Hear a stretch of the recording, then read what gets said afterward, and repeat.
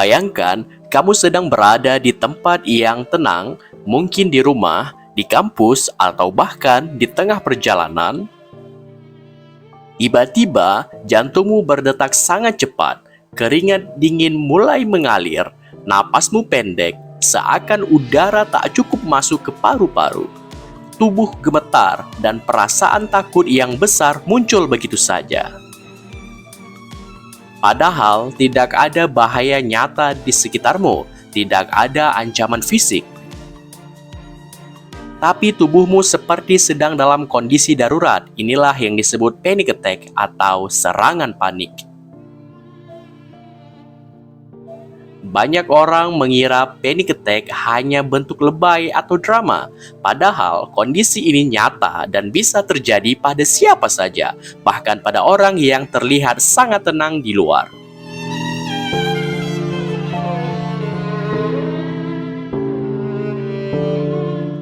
Panic attack adalah kondisi ketika tubuh mengalami respon fight or flight, melawan atau lari, padahal tidak ada ancaman nyata. Tubuh kita seolah-olah mendeteksi bahaya besar, lalu melepaskan hormon adrenalin dalam jumlah banyak. Akibatnya, detak jantung meningkat, pernapasan menjadi cepat, dan pikiran dipenuhi ketakutan ekstrim. Kondisi ini biasanya berlangsung cepat, sekitar 5-20 menit, tapi sensasinya sangat intens sehingga banyak orang merasa seperti akan pingsan. Panic attack berbeda dengan rasa cemas biasa. Kalau cemas biasanya tumbuh perlahan dan ada pemicunya, panic attack muncul mendadak, seringkali tanpa alasan jelas.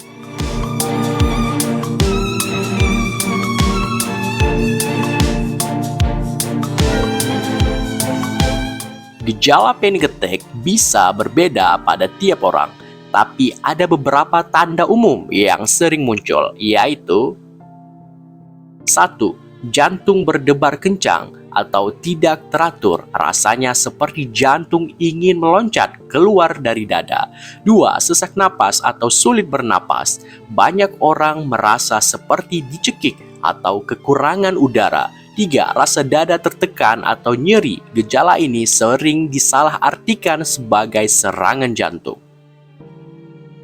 4. Badan gemetar dan berkeringat dingin. Kadang tubuh seperti kehilangan kendali. 5. Pusing, mual, atau sensasi melayang. Sebagian orang bahkan merasa akan pingsan. 6. Perasaan tidak nyata, depersonalisasi, seperti tubuh dan pikiran terlepas dari kenyataan. 7. Ketakutan ekstrim, takut mati, takut kehilangan kendali, atau takut gila, sering muncul. Gejala-gejala ini bisa terjadi secara bersamaan, membuat seseorang benar-benar merasa dalam bahaya, padahal panic attack sendiri tidak mengancam nyawa, meski rasanya sangat menakutkan.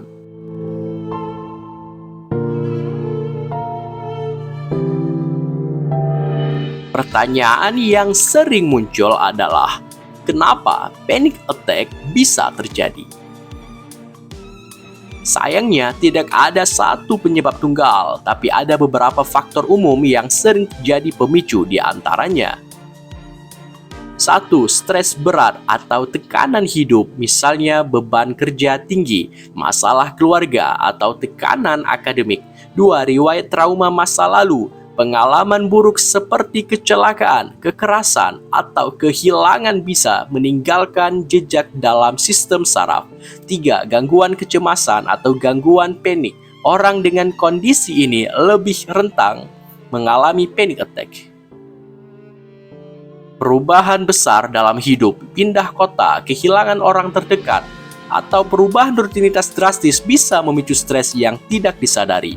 5. Faktor genetik dan biologis. Jika ada riwayat keluarga dengan gangguan kecemasan, risiko panic attack lebih tinggi. 6. Konsumsi stimulan berlebihan, kafein tinggi, alkohol, atau narkotika tertentu dapat memperparah gejala. 7. Kurang tidur dan kelelahan kronis. Kondisi tubuh yang lemah bisa mempercepat respon panik. Menariknya, panic attack juga bisa muncul tanpa pemicu sama sekali. Seseorang bisa merasa baik-baik saja, lalu tiba-tiba serangan panik datang begitu saja. Inilah yang membuatnya sering disalahpahami.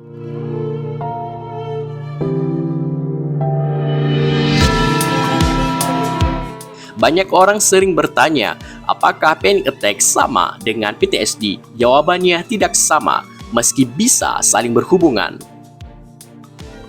Panic attack adalah reaksi mendadak tubuh terhadap ketakutan ekstrim, seringkali tanpa pemicu nyata. Serangannya singkat, namun intens.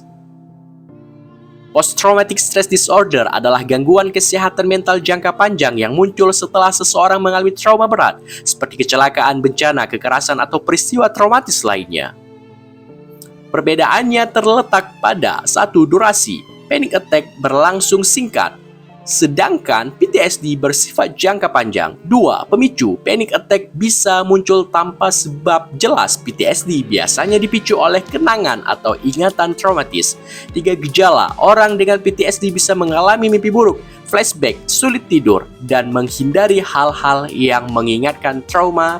Panic attack lebih fokus pada reaksi fisik mendadak. Meski berbeda, seseorang dengan PTSD bisa mengalami panic attack sebagai bagian dari gejalanya. Jadi keduanya bisa saling berkaitan, tapi bukan hal yang sama.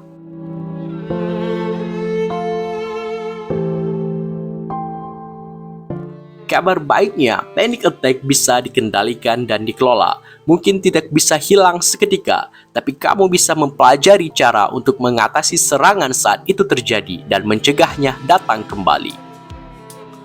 Langkah-langkah saat panic attack muncul. 1. Tarik napas perlahan dan dalam. Tarik napas dalam melalui hidung selama 4 detik. Tahan selama 3 detik. Hembuskan perlahan melalui mulut selama 6 detik. Ini membantu sistem saraf kembali tenang. 2. Fokuskan pikiran pada saat ini. Teknik grounding. Sebutkan 5 hal yang bisa kamu lihat, 4 hal yang bisa kamu sentuh, 3 hal yang bisa kamu dengar, 2 hal yang bisa kamu cium, 1 hal yang bisa kamu rasakan. Teknik ini membantu menarik pikiranmu kembali ke kenyataan. 3. Ingatkan diri, serangan ini akan berlalu. Panic attack tidak berlangsung selamanya. Napas dan detak jantungmu akan perlahan kembali normal. 4. Cari posisi nyaman, duduk atau rebahan dan hindari tempat ramai jika membuatmu semakin panik. 5. Bicara dengan seseorang. Terkadang mendengar suara tenang dari orang yang dipercaya bisa membantu kamu merasa lebih aman.